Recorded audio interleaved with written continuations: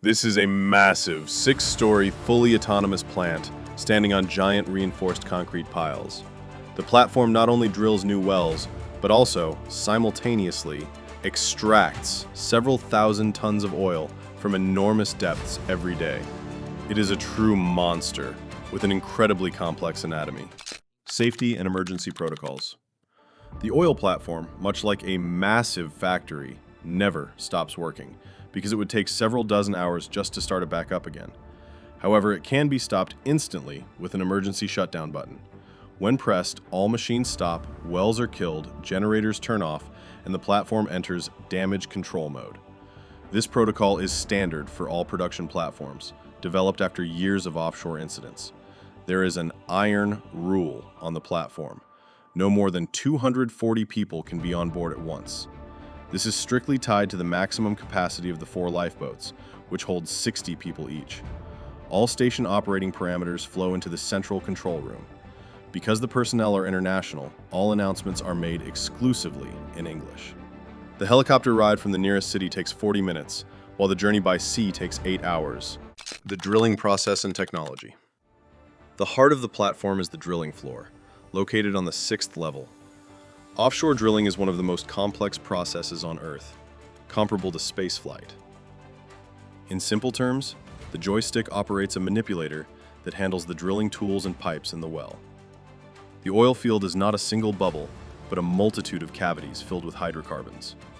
Wells radiate out in different directions underground, sometimes extending 3 to 4 miles to the side. The drill bit itself is made of high-strength steel with cutting elements of industrial diamonds. Such a tool costs more than a diamond ring. The drilling foreman monitors the tool's position every second from a room called the doghouse.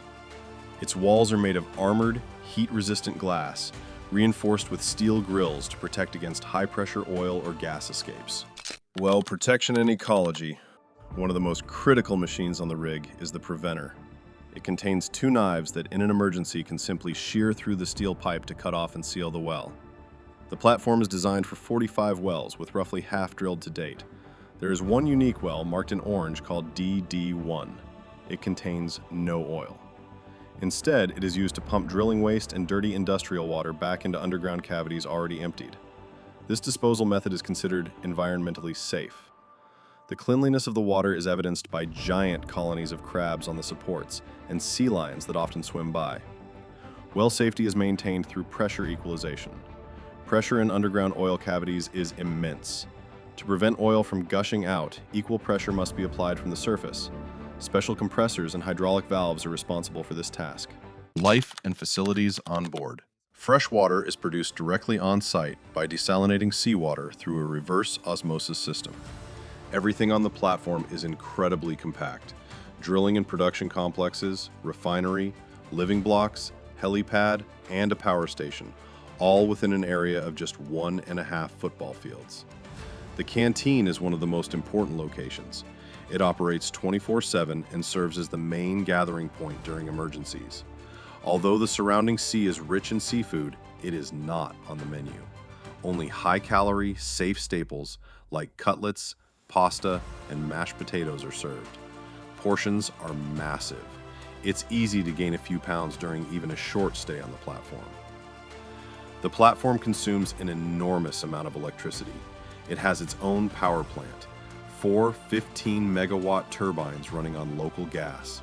That's enough to power half of a city like Providence. The life cycle of this monster is expected to last until 2050. The reality and dangers of rig life. Life on an oil platform is far from luxurious. It's a place where people's lives are at risk every single working day. While it may sound like an exaggeration, the truth is, living and working on offshore rigs is extremely complex and hazardous. Anyone choosing to enter this industry faces a drastic lifestyle change. Immediately upon arrival, new crew members are issued protective gear, safety goggles, hard hats, and steel-toed boots. Regular safety briefings are conducted both before and during work. Thanks to modern systems, risks have been significantly reduced, but caution and alertness remain mandatory for all workers. Daily routine and working conditions. A typical oil man's shift lasts from 8 to 12 hours with breaks for breakfast, lunch, and dinner. Since the industry operates around the clock, employees must also work night shifts. Usually, after a 2-week hitch, workers receive nearly 3 weeks of time off. On the platform itself, employees don't need to worry about food, laundry, or housing. Due to limited space, rooms with bunk beds are common. For recreation, there are cinemas, TVs in every room, fully equipped gyms, ping pong areas, and computers with internet access. Free time after the shift is used to contact family on shore, socialize with colleagues, or relax in the galley, which is always available. Qualifications, salaries, and bonuses. Working on an oil platform requires specific skills and high physical endurance. Most companies have strict requirements for candidates, at least a diploma or specialized training courses. Compensation levels depend directly on position and experience.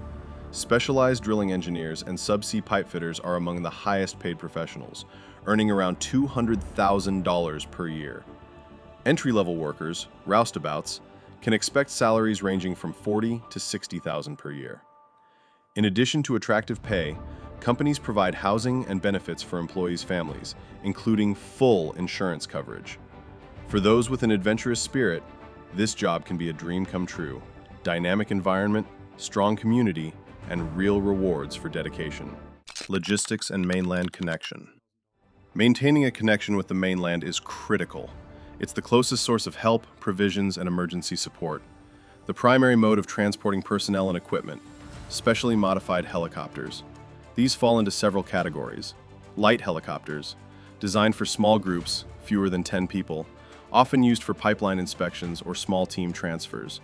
Medium helicopters, passenger or cargo configured, carrying up to 15 people or medium loads on external slings. While rig work is tough, the benefits make it worthwhile. Workers get to handle cutting-edge equipment and spend extended periods with their families during their time off. Psychology and superstitions. The greatest challenge for offshore workers isn't physical labor. It's social isolation. Missing children's birthdays, anniversaries, and family holidays. That's what hits hardest.